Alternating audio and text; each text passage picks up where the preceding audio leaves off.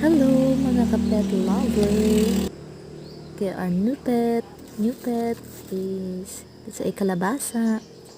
Kalabasa na very fat. Fat ba? Organic yan. Alagang organic kasi no pesticide added and no inorganic fertilizer added. Okay, so you can see, di ba? Cute-cute na mga color. Ang kulay, maganda. Then, ganda-ganda ng kulay, diba? Ay, ganda kulay green. Isa. Then, two. Hi.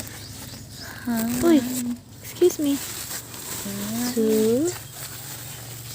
Three. Pang three na ba? Ano ba yan?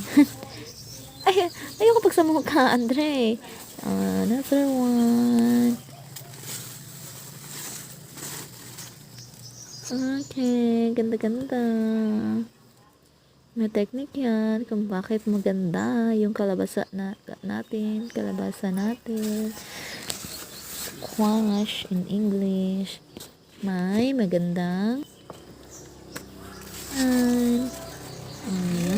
ganda-ganda pa ng kulay. I don't know the variety kasi tumubo lang yan. Kusang tumubo sa likod ng bahay. Ayan, diba? Mataba talaga siya. And guys, para gumanda siya, yung walang insekto, lagyan ng pader. Ay, thank you. Pader yan ng kapitbahay. Okay, ano din kasi yun yung wall ng kanilang bahay. Kaya hindi na nakapasok ng mga insect. Ayan, mga lalaki yung flower ngayon. Yan dyan. Walang babae na bulaklak.